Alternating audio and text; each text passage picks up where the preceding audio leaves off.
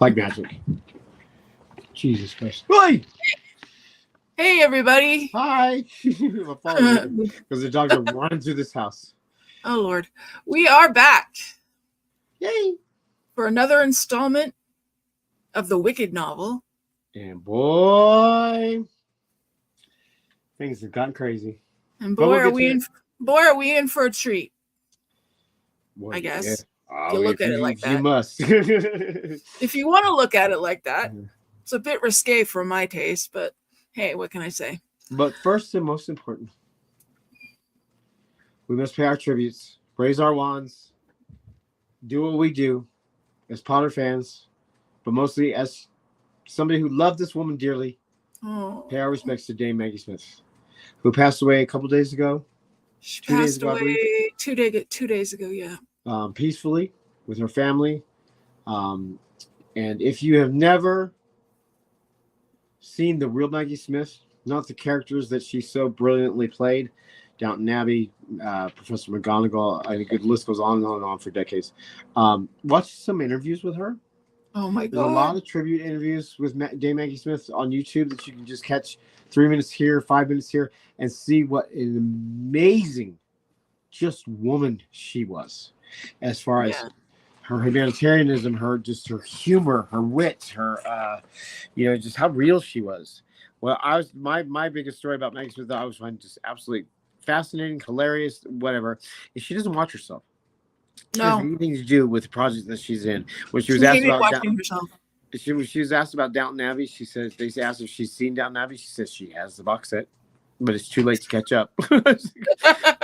And then Potter, she talked about Potter on an interview at one time where she said that she has no idea what's going on because she doesn't read the scripts, she doesn't read the novels. She goes in, she does her scenes, and she leaves.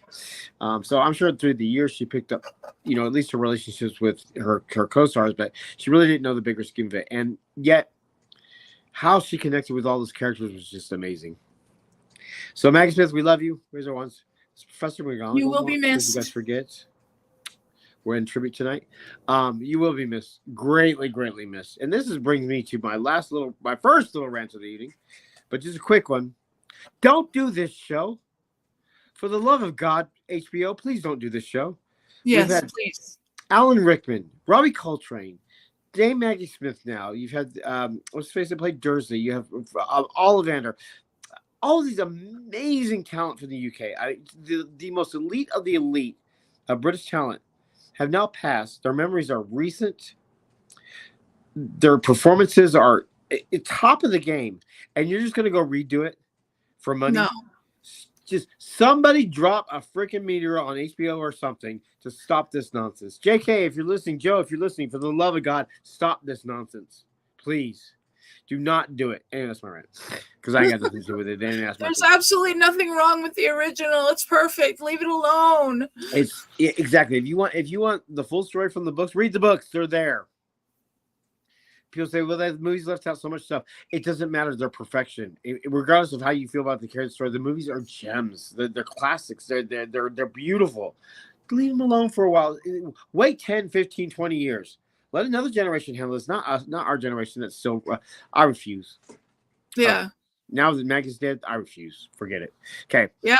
Okay. Anyway, that's Harry Potter. We're not on Harry Potter. We're on this craziness.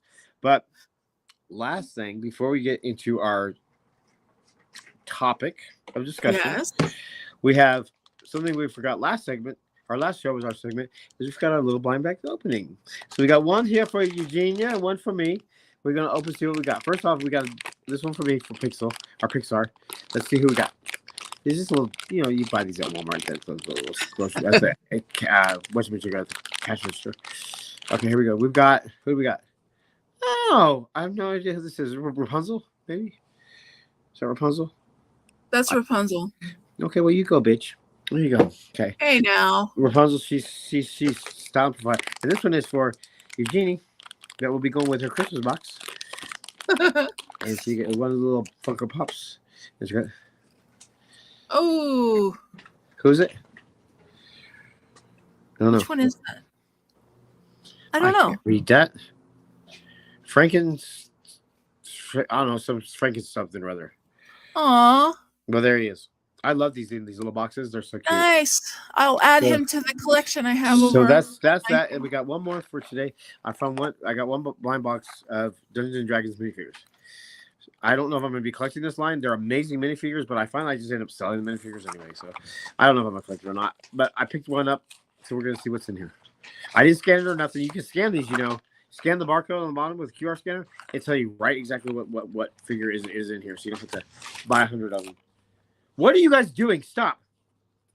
Y'all going to see me beat my dogs in a minute. All right, who do we got here? Oh, I don't know. It's somebody with a red outfit. Let's see here. I don't know anything about Dungeons and Dragons. Somebody with a red outfit. Nothing. I really don't know much about Dungeons and Dragons, but it's a woman. She got a skirt on. She's got a cape. Hey, who is this? This is kind of cool, actually. I think. I don't Put know. it together and let's see. She's got a red cape. That's good. That'll come in handy if I sell this minifigure. When I sell minifigures, I always like strip them down to like nothing. Keep all the accessories because that's really the important part. Unless it's got like really hey. That'll learn you. Hey, is this got a head? There's no face on it. Oh yeah, who is it? It's some kind of evil wizard dude. Let's see here. Oh shit, there's a collar on here too. I hate these little collars. Let's see. Well, I'll get to it. Anyway, anything else? Oh, I do have a merchandise update. I don't know if you want to do a merchandise update now or after we do the book. Wicked Merch Wave 1 has hit. And there's, a couple things to talk about before we get. We will be covering a full merchandise outlook when it's all said and done, I guess. At the end of, after we finish the book. We got one more section of the book, and then we're going to start talking about, the real merchandise outlook and everything. But I do want to talk about a couple points because some things are already looking pretty scarce. And some things are very confusing. And if anybody has any insights, please let me know. Because it's going to drive me crazy. But I'll talk about it in just a second. I'm going to see what this dude's all about. I don't know why he's holding this. Why he doesn't have a head. Or a hat. Maybe I got gypped. I don't know. I think this may be not complete. Let me see here. Let me see the chickens first. We'll see. Oh, no. He doesn't have a hat. That's weird for a minifigure not to have hair or hat. I guess he's bald in the that doesn't have a face on it. Ooh, what the fuck? Does it? Oh, it does. Okay, I just can't see the light. Oh, here he is. Oh, wait, he needs to do a little fire. He's, I guess, a dead wizard or some shit. I don't know. I don't know anything about Dungeons and Dragons. Anybody got any insight? There he is. He's some kind of... It's cute, though. Got a little pumpkin face on that little ball. Yeah. He's got a little dress on, and he's a little skeleton. There you go. Good enough. I don't know what I'm doing, but there he is. These are actually really nice minifigures, so I may get a few more of them because some of them are really unique. Very, very, very cool. Well, that's for later time. All right, so that's Dungeons and Dragons. We've never heard of it. I mean, I have, but I wasn't one of those kids that played Dungeons and Dragons. Let's just say it's not something that we follow regularly. Yeah, I never played it as a kid. I mean, I had friends that did, but I was always intimidated. A little scaredy cat about everything. So, merchandise. Where to go? There is, okay, in case you don't know, Wave 1 merchandise came out, and that included some Lego sets that are coming out on Friday, but more so on shelf right now is the Mattel dolls. There's a lot of Noble Collection stuff, costume stuff, which I find absolutely fascinating that Noble Collection merchandise is being sold in Walmart. Mm-hmm. And for the most part, except for the two little plushies that they have of the Lion Cub and of Chisari, the flying monkey, this shit looks like it came from a 99-cent store. I mean, I hate to break everybody's bubble. The merchandise is terrible for this movie. It's crap. And that just saved my wallet a whole bunch of money because I'm not spending a bunch of money on a bunch of just crap. Some of the dolls, I'm going to review at least one Glinda and one Elphaba that I get. Yeah. Other than that, I'm not going to go down the I'm not going to buy all of the merchandise, no. But it seems like the dolls are the hot topic right now. They're Mattel Barbies, all sorts of different ones. The singing, okay, let's go through. You have two deluxe ones, which are the big, pretty ones, I guess. And then you have two singing ones, one of each. And then you have two they're called fashion dolls. Your basic like dolls. Fashion Barbie. And then you have Nessa Rose in a wheelchair for the first wave. These are all out except for the singing Elphaba, which has not surfaced. I've been researching it for like a half hour. I haven't found any additional information on why it's not surfaced. It's a Target exclusive, but it's not available at Target right now. There's not even an order page for it. You can see it, but you can't order it. And some of the online retailers, Entertainment Earth, Big Bag Toy Store, etc. I pre-ordered one on Big Bag Toy Store so that we could get one for the podcast here. But anybody have any insight what happened? I have a feeling they're pulling it because of spoilers or because of the whole Defying Gravity moment. Because the soundtrack's not out yet. But the popular one where Glinda is out. All these, I find this fascinating, and I'm going to follow this pretty closely. We may even do a segment on this in our merchandise show. But let me tell you, all these Ari fans. We have a new visitor today. Hey, what's up, Caesar? Hey, Caesar. Hey, somebody's very excited for the movie. Right on, so are we. Extremely excited. Yes, we are. But all the Ariana Grande fans out there, the Ari Nation, are going crazy over these Glinda dolls. I've seen them in person, and they're Ari should be pissed. I'm sorry. The Cynthia Revio ones look great. Some of the other ones I see on pre-order look okay, but the face sculpt whoever did, I don't think captured her at all. I think it's scary. But we'll review that when we get a couple of them in hand. Let's be honest though. Could it be because we kind of have a bias when it comes to her? No, I'm so into action figures and stuff, and looking at head sculpts, and I'll call out G.I. Joe head sculpts or whatever. This one, it doesn't capture Ari aside. Let's talk about Glinda, the characterization that she's playing in Glinda, and all the work that we've seen that she's done so far in the trailers. I'm on board. I'm not a huge Ariana Grande fan, but I'm all supporting her. I'm all on board. I love her enthusiasm around the role. I love how much she's dedicated her life to get this role. Very similar to Madonna's situation when she did Evita. I'm all behind it. If it was me and that was my doll and I was doing the role of a lifetime, I'd be kind of pissed because it's kind of funky. But Ari fans, let me know. Are you guys all happy with this? Because it seems like the unanimous consent for the question is, have any of you seen it? Yeah, in person. With action figures and dolls are very different in person than photographs because the shadows and light and all that stuff, it captures differently on film than it does when you're looking at it at all different angles. So, check them out. This merchandise is everywhere. These dolls are everywhere. Besides the Defying Gravity doll, I don't think any of them are going to be hard to get in the beginning. And we're going to talk about that after we finish the book next week. Because we're going to talk about my feelings on how I think this merchandise push is too early. I think it's going to hurt the overall box office of the film. There are other reasons I think this box office is going to suffer really badly, and I don't want it to. I have a lot of bad feelings going into this film. We're there. We're going to be there day one. We're going to review this. I'm excited. I cannot wait to hear the soundtrack. But I think Universal went about this really wrong for a lot of reasons. That's a whole other show. I can't just do that in 5-minute segments. It's a whole other show. Now, for those of you who are just now joining us, we are only covering the first half of the book. Of anything. When we're doing the book, we're only covering the first half. When we go to the musical, we start dissecting the musical. We'll go to the history of it. But when we dissect the musical, we're only going to talk about the first half. We are giving Universal their gift that they wanted to do this in 2 parts because they felt the momentum was right that way. We're going to show that it's absolutely the wrong decision. When we cut this book off at the first half, you're going to see what happened. Yeah. Well, and the momentum going in a year later is going to be. It's the wrong decision. But back to the dolls really quick before we start talking about the next segment. You have a next wave that's coming up. I've heard October. I've heard November. It's a wave of exclusives. Target's going to have Fiero fashion doll. Then you're going to have the school uniforms of Elphaba and Glinda at Walmart. And then a Madame Morrible at Walmart. Plus, Mattel Shop has got a Madame Morrible and Elphaba 2-pack. It's all over the place.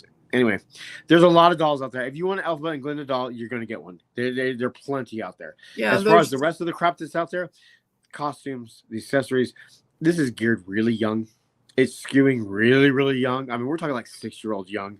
And it just, I'm so disappointed because I'm a merchandise whore. But it looks cheap. It looks really half-assed. It looks really... there's no love in it. Even you could do cheap things, but to come off a Noble collection, and I've been following Noble collection for a lot of years. As far the whole wand collection comes from Noble collection. These are museum replicas from Harry Potter that are from Noble collection, and Noble collection is doing costume crap that looks like it came up from 99-cent stores. I was disappointed, extremely disappointed, and the fact that Noble collection merchandise is being sold in Walmarts across the nation is just it baffles me. I don't get it.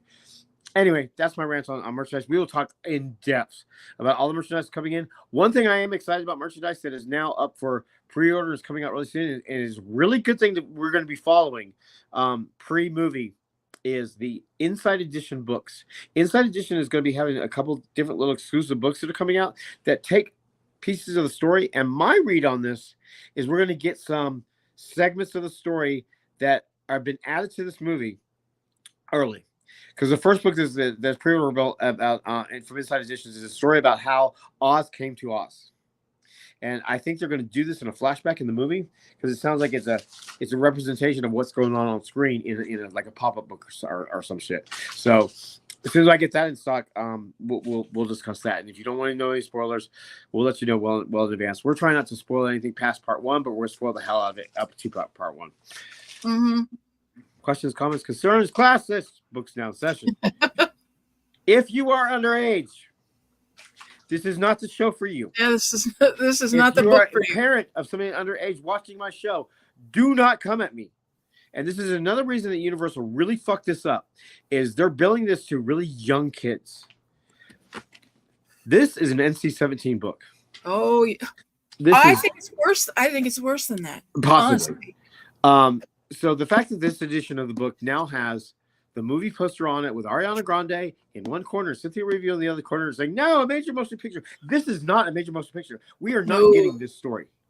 And so parents, if you're hearing this, if you're out there and your 6-year-old who loves Ariana Grande is watching my show, and they're going to hear about all the bestiality and rape and incest, all that crap that's going to get ready to go on in this book, don't come at me.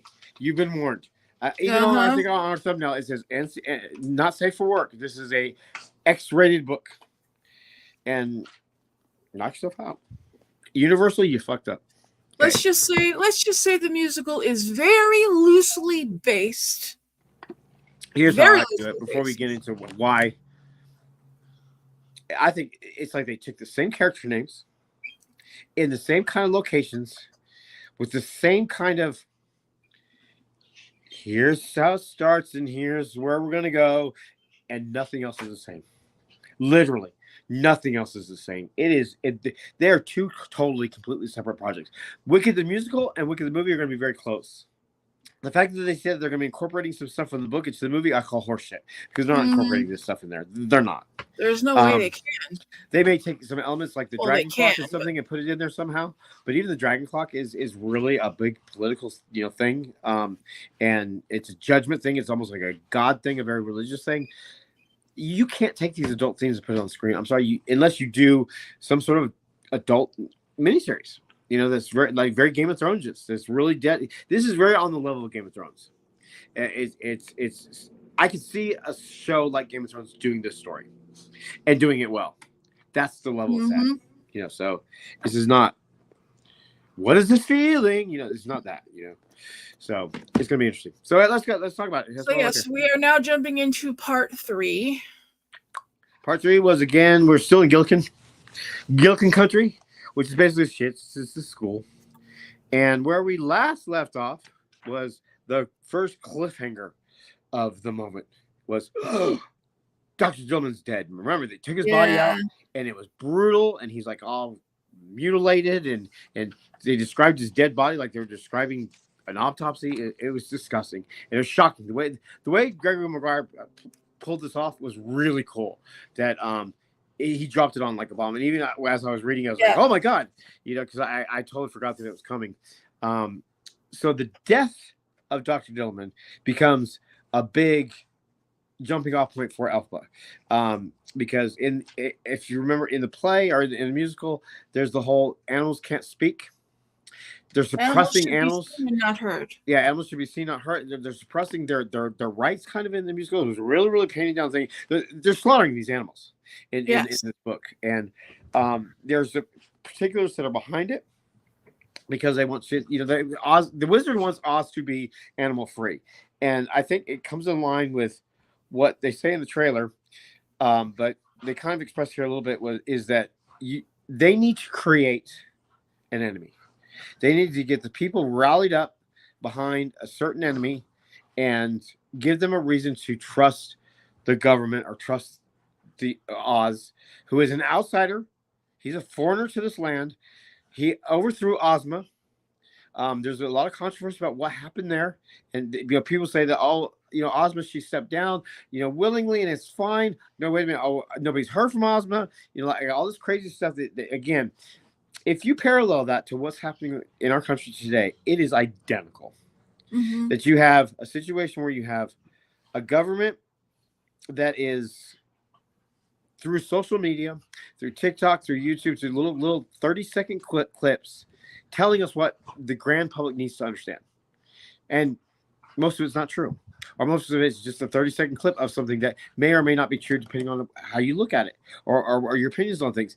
And this is kind of what Oz is doing, but in a very Hitler way, in a sense that he's creating an entire race of things, animals, into a predisposed enemy so that when they say, you people are in danger without me, and I'm here your savior, who just said that on the campaign trail last night?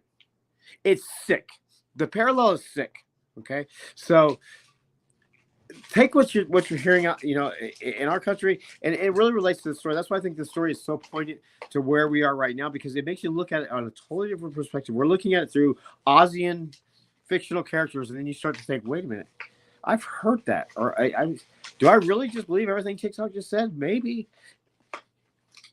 What I really would love and respect about Gregory Maguire is he makes you look at your own world or your own political situation in a very entertaining type manner, but then it kind of hits you in your stomach. You're like, yeah, damn, this is really Hitlerist. This is very, any type of society that's been taken over by a dictator type ship or a morality that they want to impose on people, fear mongering, all that stuff is in play with our favorite characters right here. You don't see this necessarily a lot in the musical.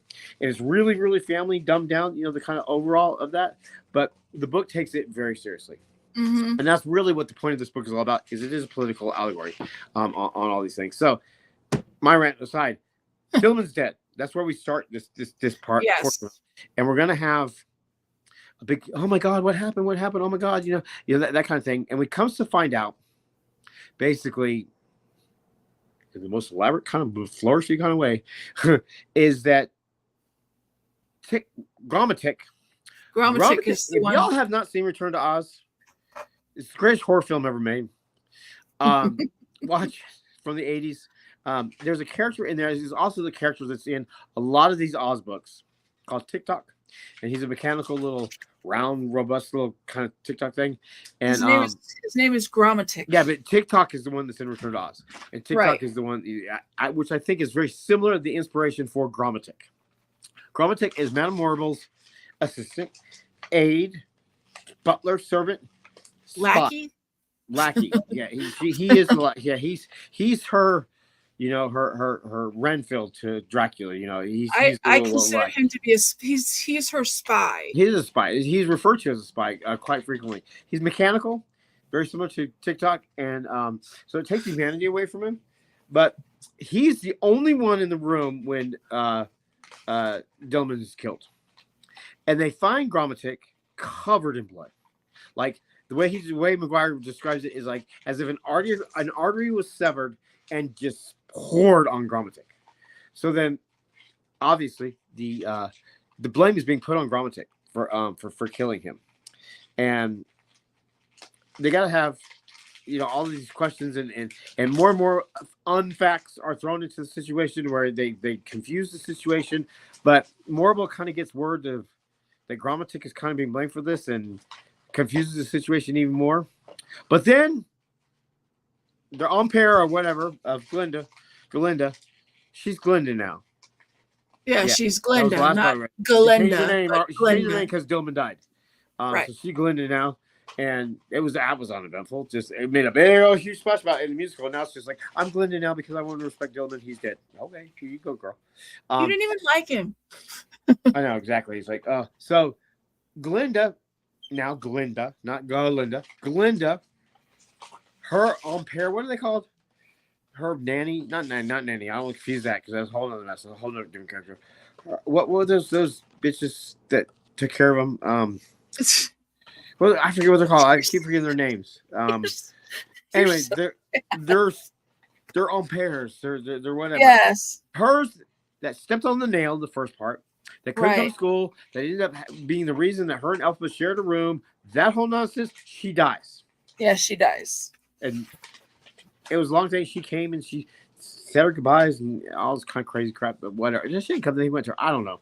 She's dead. That's all we need to worry about. She dies, dead. And you know both the girls go in and talk to her, and Madame Maribel's not happy about it. She wants to know what she said and blah blah blah. Because of grammatic. Yeah.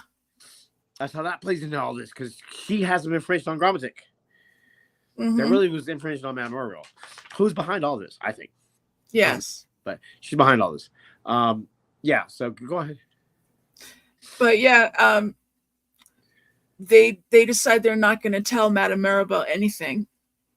Correct. Because they know don't want her to know any conversation that took place. Fuck them. That's private. And that's Madame Maribel's big thing, is to find out what the au pair said to the girls. Is it au pair? Is that what they're called? Or that me That's what I'm calling them, because I can't remember her name right now. But anyway, yeah. Everybody has one. Glinda's was just a mess. All the girls have one except for Glinda and Elphaba. Why is my brain not working tonight? Elphaba. Yeah. And that's the Rose. So now that she's dead, and you know the girls are rightfully upset because this is something that's really, really close to them. Nanny shows up again. Nanny shows up to kind of take over this mess. We haven't seen Nanny since the first part, since the prologue. Yeah. Nanny brings Nessa Rose. Nessa Rose with her. This is where we first see Nessa Rose. Bitch ain't got no arms. Nessa Rose is Elphaba's little sister. Yeah. Good enough. Yeah, Nessa Rose is the one in the wheelchair in this play, the musical. Is she in a wheelchair now? I guess so, because she falls over and can't catch herself. I'm sorry. I have a million jokes. As far as I know, she's in the book. She's walking around, but they have to have somebody with her because obviously she has no arms. How's she? Yeah. To keep her from falling over or something. I don't know, but in the book, the way they describe her, there is quite a bit of just kind of to her handicap, and Nessa Rose kind of takes it lightly too. It's very serious. Would you stop? But she's differently handicapped than she is in the book, or in the musical. In the musical, she's wheelchair bound, and that plays a big part in the story. In this, she's armless and has the physical, issues, and they really haven't explained all of it yet. But I think it kind of falls along this similar lines. She gets the shoes. It's not the same pomp and circumstance that she gets the shoes in the musical. She gets the shoe. See. Elphaba in this story, Elphaba is the next in line. Elphaba is going to become the grandpeer or whatever of Munchkinland. Mm-hmm. It's Elphaba's birthright. It's Elphaba's family right. And there's no question about that. It's not a matter of, well, the father hates Elphaba and only likes Nessa Rose. The father's equally playing his part because I think that with Freck. Father, he does his duties. He's that minister or whatever, that political minister that goes around. He's going to do the rights by these girls, if nothing else, to do right, because that's what the morality expresses that he has to do. And so Elphaba is the next in line, and so they think that she's going to acquire Munchkinland. Nessa Rose, I think, gets these shoes as just like a gift. She gets the shoes from her father. Her father sends them to her. At school, and Elphaba didn't get anything. And Elphaba didn't get anything. Yeah. Apparently, Nessa Rose is her father's favorite. Yeah, but there's not a lot of common circumstance around that. Yeah, Nessa Rose is her father's favorite. So he sends her a gift at school of, instead of the slippers being ruby red, they're silver. As if they are in the book and in Elphaba's Wizard of Oz. Yes. And basically, Elphaba is there to take care of Nessa Rose, and that's about the extent of it. And she's used to being the person who's taking care of her sister, and basically that's the only thing that her father cares about. You have to take care of your sister because your sister is meant to do good things. And yeah, exactly. It's a matriarch kind of thing. What are you doing? I wanted to post. It was Oh my goodness. I know, okay. Keep going. Okay, so now who's got so now that the nanny's there. Remember, we haven't seen Nanny, and we like Nanny. We haven't seen Nanny for Nanny's a little crazy. She's part, yeah. And Nanny's real boisterous, and Nanny speaks her mind, and that's what gets. I think that's what gets Elphaba thinking about, because they start talking about the wizard and where he came from and who he is. Because remember, as far as we know of Oz and of the Emerald City, Ozma and the family of Ozma, which is kind of confusing, but Ozma has been the same name in different generations. Right. Ozma, her daughter's Ozma, her granddaughter's Ozma, and they're all just the next Ozma. Like a title kind of thing. That's the last we left for the leadership structure in the Emerald City. They haven't talked about it much since then. Well, now we're getting some backstory with that with Nanny, I think, and that is that there's Oz there now, and Oz has taken over the leadership role of the Emerald City. Seems to be well liked and well respected, but a complete mystery. No one has seen him. They know that he just came from elsewhere. They don't even know that he's a foreigner to Oz, that he just came from elsewhere, but they've been told through word of mouth how great he is. Nobody knows this. Nobody has seen except in front of them. Nobody's.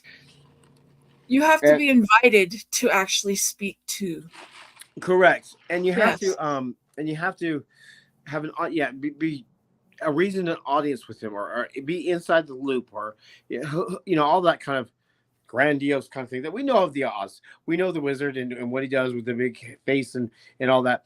They're kind of setting the scene for that because we don't know that this is really what the deal is right now. We just know that he's being introduced, and they haven't set it in front of him. But because Morrible, this gets confusing, because Morrible is so wrapped up on exposing that she was behind Dillman's death through Grammatic by what we think is the order from Oz, right? Based on history of what we know. She starts confusing the entire situation, saying, "Oh, you guys should do this." And Nanny comes in, and she's all no nonsense, and like, no, let me tell you about Oz. Marble, nobody has seen him. Nobody's seen Ozma. We don't know where this chick is. And I was like, "Well, Ozma, she stepped down for whatever reason." No, we don't know that. Yeah, nobody knows. Nanny is just all, full force, right? It makes me like Nanny even more because she's great. She's balls to the wall. She'll tell you how it is, like it or not. So then we get a little bit of backstory on this, a little bit of Nessa Rose, but basically Nessa Rose ain't got no arms. So funeral happens, or it's a memorial type service kind of thing. Yes. It's not necessarily a funeral. It's let's go and let's pay our respects. And then go fuck. I mean, it's so bizarre what happens. I mean, it really is just crazy. So they all go. I know, but that's exactly what happens, though. Yeah, they all go to this memorial, and leaving the memorial, they're all together as a group, and they're all, now we go. Okay, we forgot about Fiero's ass. See, he's so insignificant that I forgot he even showed up. Fiero shows up. Hey, Fiero. He just shows up out of nowhere. Hey, what's up? Who are you? No particular reason. His first day of school, he just shows up. There he is. And he's all of a sudden part of this group, but makes no connection with any of the girls. He shows up late for class. Yeah, that's what it is. That's how you. Oh my God, the new professor is none too pleased about. Oh God, we got to go back. Can we please talk about the new professor, Mr. Imadick? Mr. Nicodick? Nicodick. Yeah, that's his actual name, Professor Nicodick. Nicodick replaced Dillman. and he's their new teacher. And the way he's written is that he mumbles. Oh, That's so bizarre. When he mumbles, he they say that he mumbles. They don't tell you what he said. It's like and he's teaching class and blah blah mumble mumble mumble mumble mumble. And I was like, what is going on here? He's bizarre. This is going to be the guy is going to introduce the Lion Cup and all this mess, and talks about it's kind of like that scene in the musical where they introduce the cub about animals should not be hurt, but he's talking about how animals need to be eliminated from this, and so he's kind of the spokesperson for that kind of thing. Animals belong in cages, and that's it. Yeah. But he's fucking goofy. He's weird. He's like, you only understand half what he's saying, and that's intentional. You know, they want us to listen to Nicodic, whatever his name is. Nicodic. That is his name. We don't know. And what's coming up is like how appropriate. So they only want us to hear what the students are hearing, because that's part of the whole confusion. That's part of the whole. It's almost like we're only going to give you half the story, and then we're going to tell you how to interpret the rest of the story, instead of you hearing all the facts and interpreting for yourself what all those facts mean to you. So it's a very, very cool allegory with him, but he's just weird to listen to, or weird to read, or listen to, or whatever. Because the narrator of the audiobook is So he's the new teacher. He's there. Fierro shows up late for school. He's there. This is interesting. Well, you'll see where our girls are at the end of this section. But so far, Fierro's there. Has spent a couple hours with them or whatever, with going to this memorial. Why he's going to the memorial is beyond me. Yeah, because he's like the new student. Because he just like walks in late to class and doesn't say anything. It says nothing.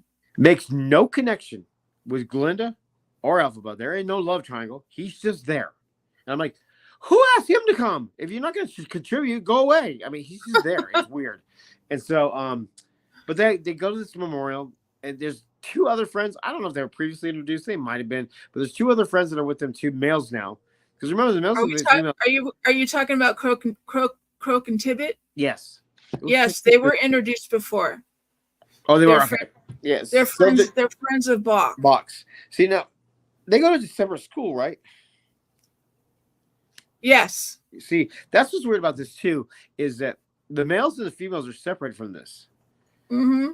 But how he shows up in that class, and they're all together in that class, I don't know. It's because for some reason they wanted to get more information out of the students, so they started teaching all of them together. Okay, but traditionally, the boys and the girls have been separated in the school. So we have these two other kids that are friends with Bach. It's like you have Glinda and her little posse, and now you have Bach and his little posse, which is very interesting because we get more information on Bach and Nessa Rose and Elphaba, and then Bach grew up with Elphaba and Nessa Rose. He knows them from families generation, and we've already heard that with Elphaba. But with Nessa Rose, they can't stand each other. No, and which is so interesting about what they did with those two characters in the musical by putting them together and her manipulating Bach and loving her and all this. Bach ain't gonna have no part of it in this book. You know, I don't care how you twist it or how you whatever. He cannot stand her. He's already fallen out of favor from Glinda. He didn't want anything to do with her either. So Bach is a very different character, and Bach kind of seems to me as a little bit of pieces of inspiration from Fierro and from there's a little bit of everybody in there. Everybody's just kind of mixed together between these boys. Well, you got Crab and Goyle, which is the other two kids, whatever their names are. We're not talking Harry Potter right now. You got Bach's posse and you got Glenda's posse, which is Chi-Chi and Choo-Choo and Cho-Cho, whatever. Just know these two boys are here because it becomes important in a minute. So they all end up going to Glinda's own pair's memorial, whatever. That whole memorial was set up that all these people were together to talk about this murder mystery. Right. It really wasn't about her own pair. That's just a distraction. I know, which is sad. And that's where we get all the information on Nanny dropping the bomb and everything. So it's over. They're all walking out. They're all going everywhere. And Glinda or Elphaba says, Glinda, Nessa Rose, let's go. We're going home. Bach, you come with us? He's like, no, I want to go out to the philosophy club. Glinda says, Elphaba says, oh, no, you don't want to go to the philosophy club. What's the matter with you? We're going to find out. So Nessa Rose, Elphaba, and Glinda go home. They all go back to the dorms or whatever. Deuces, peace out. The rest of these kids going to go to the philosophy club. Oh, it sounds like a little after school little program. They're gonna sit around. They're gonna read poems. They're gonna go, oh no, this Oh is no, no, no. full on drug and sex club. That's just. I happen to be very sexually. Yeah, you have to be very I'm discreet extremely. about it. I am extremely open-minded and very extremely sexually well-versed. This shit was like too much for me. It was so bizarre, and it was so much happening all at once. I mean, it really gave you that really drugged out feeling. If any of you have ever used drugs, the thing about the scene that he set was really confusing because they wanted you to feel almost like in a fog during this whole thing, and that's what it reminded. Like if I was putting it on film, I would put it in a very like kind of like what's going on, almost a very roofied type feeling. That's what it kind of played out. Like all the characters, they knew what was happening and they were able to describe and we were able to follow the characters through their actions. Yes. But everything was they don't understand why. They don't understand what they've done. And they don't understand what's going on in the room and where they're going. And so there was drugs involved in the beginning. Well, first off, they get to the club. Now, mind you, we are not going to get into great detail about this because technically we can't. So if you want to find out, you have to read the book. I've reread it and I'm still don't know what there's going on. But there's a whole debacle about getting in there. There's a whole gotta have the right. I forget how it all went down. Anyway, there was a thing about getting into the club, and they got into the club. They ended up whatever happens. They ended up being like almost like special VIP guests. Oh, right. We're gonna take care of them, the bouncers or whatever it is. They go down there, gonna take care of them. Well, so we get into this arena kind of thing. It's almost like a staged arena. It read to me like all of this stuff was in a grand room with a major stage, and things were just on display. Right. Well, one of Crab and Goyle ended up in a sling underneath a tiger, full on intercourse with this tiger. And I'm like, what the fuck am I reading? And then, so that happens. And then there's another thing about some woman being raped or something or other on the stage. And I don't know. It's a lot. And it just goes, it seems like it was going on and on and on. And I'm like, okay, how much crazier can this get? And boom, it ends. Yeah, it just ends. And that's the end of the section. And it's like, are we supposed to read this as if we're just done worrying about this night, or did something happen to these kids, or did they black out, or what happened? Boom, we're back to Glinda and Elphaba, who before they split up, Elphaba says she's going to Oz. She's gonna go meet this wizard, and she's gonna go get this under control. Elphaba has got her bag. She's gonna go. Yeah, because she's not happy because the animals are all gone. How she knows to go to Oz, because the train doesn't go there. That's another thing that I found very interesting, very socially kind of thing, is the train that used to, we see it in the trailer. Right. That's how I vision it. The train that's supposed to go around Oz no longer goes into the Emerald City. So there isn't any direct access into the Emerald City. However, these bitches get to go real quick. I don't know. So they decided that they're going to go, and there's a couple little questions about, wait a minute, how are you going to get through the gate? Elva's like, don't worry about it, I'm going to go. Well, yeah, because you can't go there unless you're invited. I know. So I this whole thing confused. And we, right before the show, we went back through it. We went back through that section trying to figure out how this was. It just seems to just happen. And without the motivation, without the thing, and I think I'm confusing in my head some of the musical stuff and some of, whatever. Anyway, we're supposed to accept the fact that they go to Oz, and they do. They go see the wizard, and they do. They get an audience with him, that whole thing. And then by the end of it, not a lot is shared with kind of nothing really happens. There's no progress made for anything. I don't remember, and again, I'll clarify on our next show, because I think by this time I was already like kind of checking out the whole thing, because the whole sex with tiger thing. But by the end of this little segment of them being in Oz and nothing getting progressed and Elphaba getting fired up and getting mad, they get separated. Glinda goes back home, I believe. And Elphaba stays in Oz. Mm-hmm. That to me, and we're going to continue one more week of this, but that to me, as we leave our two characters in the positions that they're in right now, that is Defying Gravity. And those of you that know, Defying Gravity ends the first act, and it will end this first movie. And that we said that's as far as we're going to go. We're going to break that rule just a little bit, because we got to figure out what's happening. And we're going to go one more 60, 75 page segment to the end of this part and see where they leave our heroines at this point. But the issue that I have with this, confusing the musical and the book together, is that motivations are completely different. Characters' interactions are completely different. And as of right now, Elphaba has not experienced any magic herself. I know she hasn't done anything really. She's not taken she's not taking any interest in sorcery. She's not taking a sorcery class. Glinda actually can perform magic. Mm-hmm.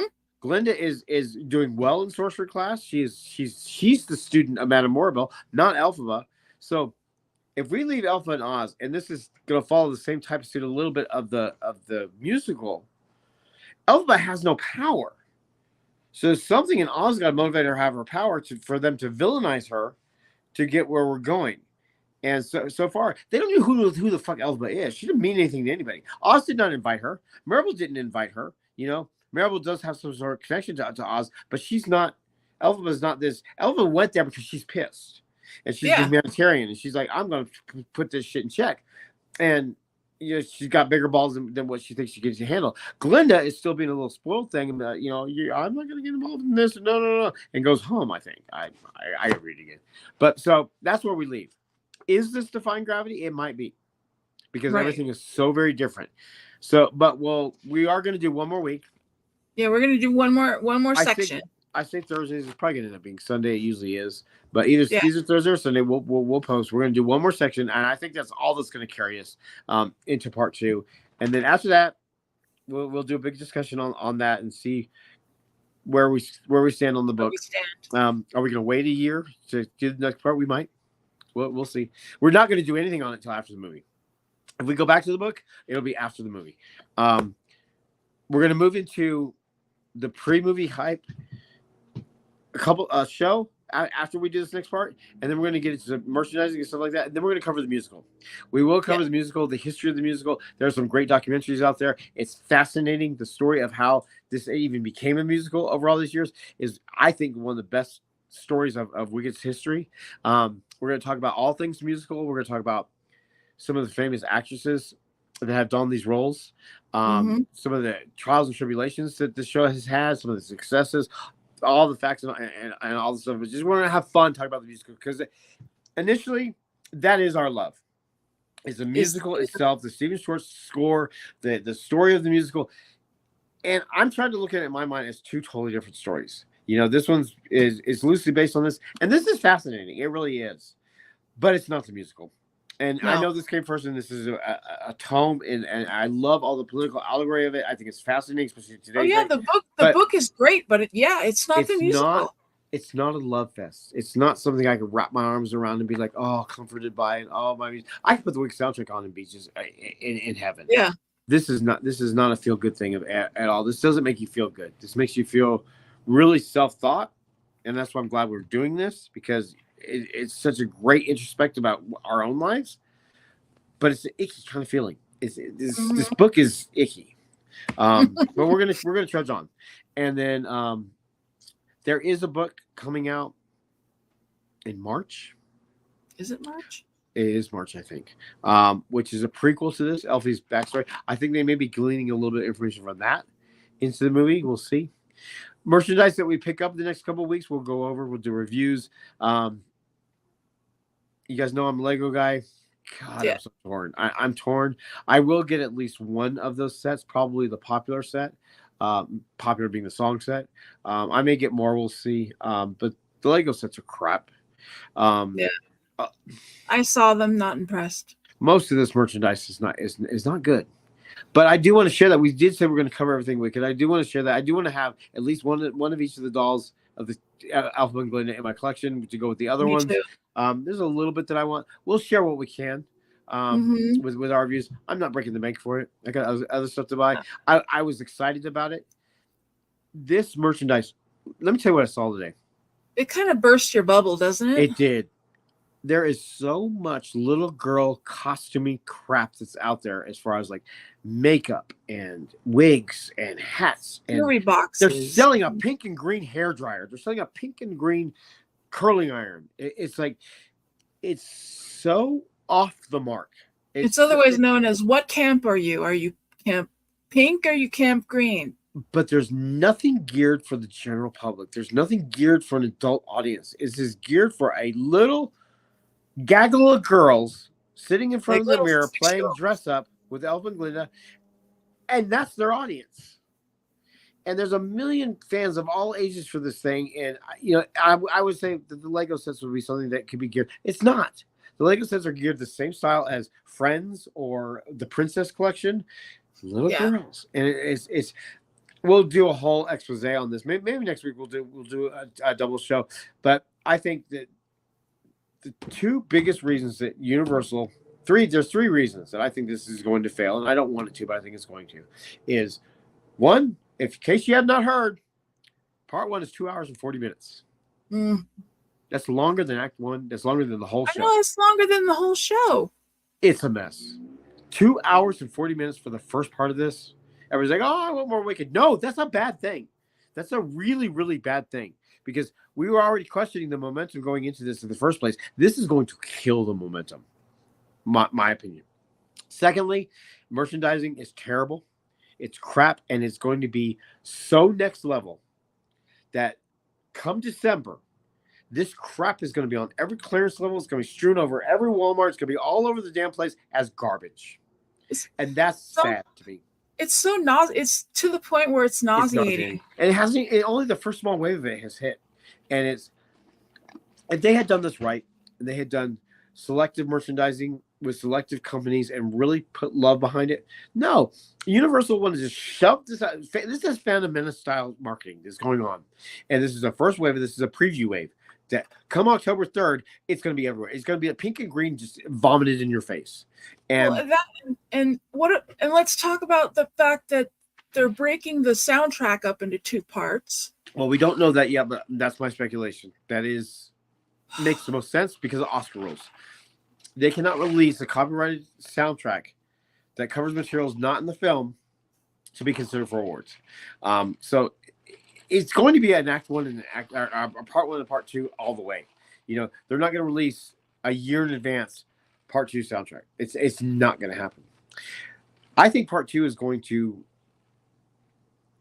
be it's going to really suffer because of this. I think that its release might be changed, altered, dumped, go straight to streaming, just get thrown out there. Who knows? Delayed indefinitely. Who knows? And I think it's such a shame because I think that the love put into this project is right. The heart, the love, the how beautiful this film looks.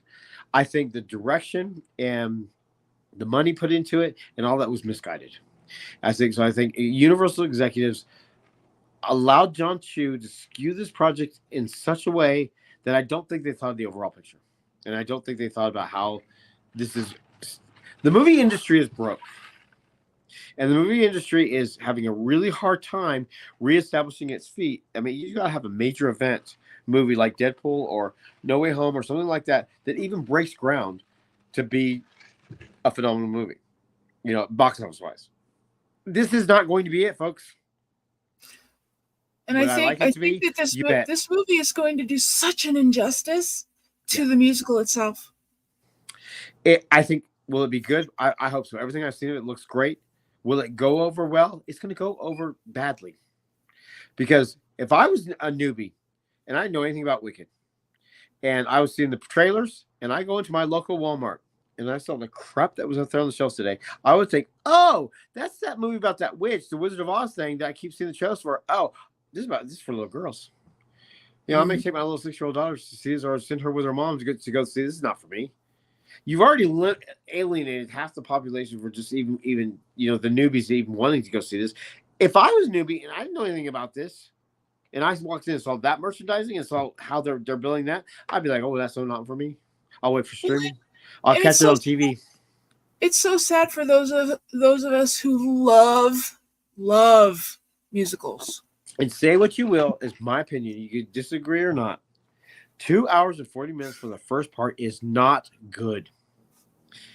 Yes, we're getting more Ariana. Yes, we're getting more of these characters. Is that a good thing? No. The momentum of the 2 hours of the fall musical, the momentum is perfect. There's nothing wrong with the way that story is presented on stage. There's nothing wrong with it. Why we got to have double the time in the first part? What are they going to do in the second part? The second part of this musical is a climax. I know. Are we going to have that 3 hours too? I don't want to talk bad about it. What I don't want to judge. Cram in there. I'm always saying one of my biggest things that I preach about is don't judge anything until you've seen it, because I don't know, and I don't know. I've not seen this. I'm waiting to be surprised. I've only seen the trailers like everybody else. But knowing the movie industry so well, following box office, following pop culture for so long, just my opinion, and I say Universal, prove me wrong. Please, God, prove me wrong. But my opinion, with what's going on in the state of the film industry right now and everything, this is a lot working against it now. And I did not want to see that happen to it, but sealed it today for me, seeing the merchandise in person. And this is only the first wave of the merchandise. And hearing that runtime really did that seal the deal for me. Because you're asking people to go sit through a 3-hour musical movie. We all know the musicals don't do well in this country, as far as like a box office. You're asking us to sit for 3 hours and then come back a year later and finish it? No. Again, I will get the transcript of this show, and when it's released and I'm doing my review, I'll let you know exactly how it did. And see if I'm wrong. Universal, prove me wrong. I put it out to the Universal. Prove me wrong. I don't think you will. Yeah, I want to love it. Yep. There are certain things that I'm really loving of this, and there are certain things that I'm going to collect and follow. I can't wait to hear the soundtrack. There's some beautiful, beautiful books and stuff that are coming out that I'm really excited about. The Grimmere from this movie, in a triangle opened up design, is fabulous. I already have it on pre-order. There's such great things that I'm getting really excited about this movie for. But that's for me, my niche. For the general public, they're not doing this movie for me. They're not doing this movie for Broadway fans. They're not doing this movie for Wicked diehards. They're doing this movie for the general public, and they're going about it wrong. If you wanted to do this movie in 2 parts, with this kind of time frame on it, put it out on streaming. Do a box set that has the director's cut. Give the general audience a general audience movie. That's again my opinion. I don't want to get all negative about it, because I am excited for this film. I love this story. I love this music, and I will probably love all 2 hours and 40 minutes of it, and be on my toes about waiting for the next the next 3 hours or whatever that's going to come out. All my favorite stuff is in Act 2. So if this spoils Act 2, I'll be so disappointed. But I'm going in with for my own self, with my own love, my own open mind. So don't take my negativity as something that's just shitting all over this, because I'm not. I just think that, speaking for the general public, I think this is not good. I think this is going to go over horribly. Well, and I'm on the same page with you. I hope they can prove me wrong. I wish that I wasn't getting these early feelings. But I mean, look at Deadpool and Wolverine even faded out quick. And what was a film that just like dead? Transformers 1. The fan base for Transformers, I'm part of the Transformers community. The fan base for Transformers is raving that this is the next coming of Transformers since the 86 movie. And that everybody's saying, run out and go see it. Oh my God, it's great. That thing flopped hard on his face. Nobody went to go see it. That's because nobody's going into the theater anymore. Correct. The box office was terrible for this movie that was supposed to be like this big old thing. They're putting so much money into this Wicked that I don't think the expectation is even realistic. And they keep striking additional strikes against it. We'll see. Maggie, love you. Yes, you will be missed. If any of you have any questions, please feel free to leave them down below in the comments. I will be checking them. If you want to follow us in this journey and you haven't subscribed yet, please do so. Remember to subscribe to this, and because it will help us. I love to debate. So if you want to come at me with a totally disagree about everything I spouted off today, please do. You would, let's just be respectful a little bit, but if you could 100% disagree with everything I'm saying, let's talk about it. We started this channel for conversation, to engage people in conversation, to open their minds, to think about stuff. Trust me, we want to do a soapbox show. I'll go off. I'll go off big time. I mean, and we'll have a blast with it. Especially with what's going on in this world right now. I'll go off. But we're trying to keep this about Wicked, and granted there are some parallels. But if you disagree on things about the context of the story, context of the musical, the marketing, whatever we've been talking about, please share. You know, we'll talk Please about it. leave us a comment. Yeah, leave us a comment, share, whatever. Chat live when we're on live. It doesn't matter. Engage in the conversation. You know, you don't have to come on here and say, well, you can come on here and say I'm a douchebag all you want. I don't care. I'll ignore you. That's all it is. It would be nice to. I hope that you guys can be respectful in the comments. Please. If you aren't, whatever. But at the same time, it's like, I just engage. If you come on here and say something intelligent, I'll put you on the damn show. You know, I love to be engaged in these conversations. But just think about the constructive time that we're doing this stuff with, and feel free. Mm-hmm. That's my diary of the mouth. Yeah. Bugger! And on that note, I think we're going to call it a night, and we will definitely see you guys next week with the next installment. What the fuck is this? Do we want to do a double show next week, maybe? Yeah, I think so. Probably, because we're going to be really gearing into marketing next week. I want to do one on Friday night, this Friday night, because that's when the big wave of merchandise hits, and I'll be out there looking at it. Not during the show, but I'll be out there that day, you know, picking stuff up and everything. So then we can have a really good show about what the merchandise really was when it hit. Okay, so everybody keep an eye out. There may be a double show this week. These next week. They're all broke. Why I need sunglasses? Retarded. Well, I can't say that word anymore. Sorry. All right. I'm an 80s kid. Great. Now our channel's going to get flagged because I said something derogatory. Mm-hmm. I didn't mean it. Yes, there wasn't going to know folks. There you go. Just sabotaging things. Stop it now. Hi. All right. So we will see you guys next week. And we are out. Bye, guys. Deuces.